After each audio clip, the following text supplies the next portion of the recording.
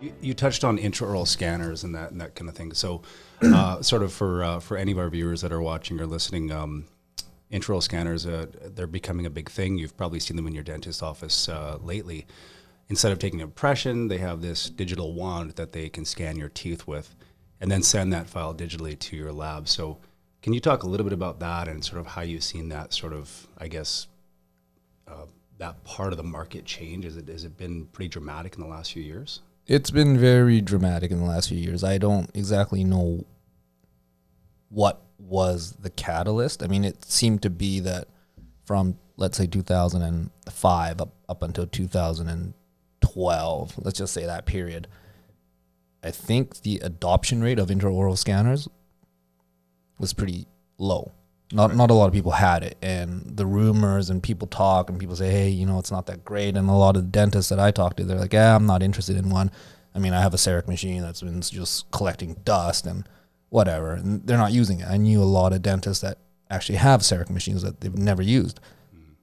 But for whatever reason, from 2015 up until now, it seems like everyone's kind of just embracing it. I think a lot of dentists are like, hey, you know what, maybe it's not the technology that's not there. Maybe it's me. Maybe it is their awareness that, hey, I need to adapt because the guy next to me has an intraoral scanner and everyone's going there. Right. So if I don't adapt, I lose that business. And it really is a selling feature for the dentist, right? I mean, it's huge. I'd much rather have a digital scan of my mouth than have to take an impression. It's just way more comfortable.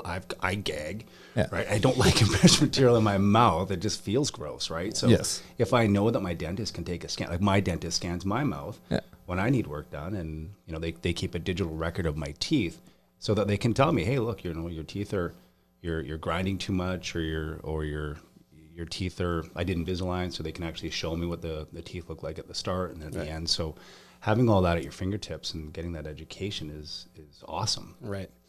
Stan, the work that you're seeing coming in from the dentists, the models versus the scans, what do you like to work with more? What's easier?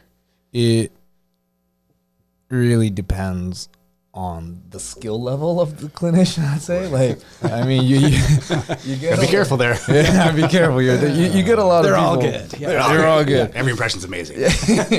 Like, there's some guys, I mean, you would know, I'm not going to name any names, but we know mutual dentists. There's some guys, and I put these intraoral scanners in these dental offices sometimes. Right. I mean, and I pick and choose. I don't just say, hey, I want your business, I'm going to stick an intraoral scanner in your clinic. I will pick and choose the good clinicians because I know, I look at their PVSs, I'm like, all right, the margins are amazing. This guy, he'll do fine with an intraoral scanner. So PBS is impression material. PBS. It's an impression based. Yes. Yeah. The old school way of doing things. What's PBS? So it's a TV station. Yeah. Right. What polyvinyl siloxane? Polyvinyl siloxane. Yeah, there you go. Let's get a Henry Schein rep. It's all science. So I would put an intraoral scanner in a clinician's office that does very good PBS impressions, because if you put an intraoral scanner into a clinician that can't even do PBS that well, it's a recipe for disaster. It's just going to be remake after remake after remake. So is PBS better than intraoral scanner? There's no clear answer to that. It's really... It's up to the user. It's up to the user. Yeah, and some of these guys have been using PBS for years, right? Yeah. Yeah. And, it's see, I get that, right? If I've been doing dentistry a certain way for 30 years and someone comes to me and says, hey, do it with this digital wand instead, for me, I would have a hard time making that mental shift. Like, okay, well, everything works, right? Yeah. Mm-hmm. I've been doing it this way for 30 years. It works. Why would I change? Yeah. So I think that once we start getting into that discussion of, well, you can replicate the file, you can send it off to your lab easily, you don't have to wait. The speed of getting it back is enhanced. And the fear is the change, obviously, and they've been doing it for a long time. It's the flow of their practice that's going to be inevitably changed, right? Yeah, and it's expensive, and if it doesn't work in their practice, it's going to be like, well, why am I going to spend that money? But I think we're now at that point where we're seeing like, okay, yeah, this technology is here to stay. It's not going anywhere, and it's really changing the landscape. And so now it's going from the scanner to mills and to printers and all that kind of stuff too. So I guess you've seen, I mean, you and I've worked together for a number of years now. So with you, so I mean, we sort of started going down that milling road, what, 6 or 7 years ago? 2010, yeah. 9 years ago now. Yeah. So a long time ago. And can you talk a little bit about that? Like, how's your evolution been in that in the milling area? So it started off, I mean, we're in the Vancouver area, and when I started, probably 2010, 2011, there was only one milling center. They pretty much had a monopoly of all the zirconia restorations. And I used to send to them, and I reached a point where I was sending them so much that I started to mill myself.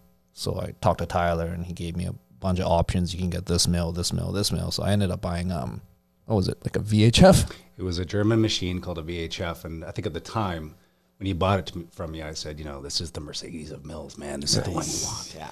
And I was, I was a salesman. Come on, I guess I wanted to sell him a mill, right? So luckily for me, it was really. I mean, you can testify on this. Oh yeah, it was a great mill. That VHF mill is a tank. It's still milling to this day. Is that right? I still have it.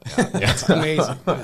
I still have it. Like 6 or 7 mills later. I don't know how many mills you got in your lab now, but it's the grandfather. If the VHF is the backup to the backup to the backup. Yeah, right? and it's it's not the best mill. I mean, obviously because it's like 8 years old now, but it's hard for me to let go. Like a lot of dental sales guys are like, hey, trade in your old mill, get this new one. But like, it's milled out thousands of crowns. Like I have an emotional attachment to that mill. We both do, because we've spent late night hours in there going, we got to figure this thing out, because back then, I mean, this was new technology back in 2010, 2011. So, I'm looking at this machine going, I don't know why it's breaking burrs, but we're going to figure this out, and a lot of that time and that sweat equity you put into these milling machines is really like, it's, how do you describe it? Like you said, you have an emotional attachment to that machine. Oh, it's changed your life.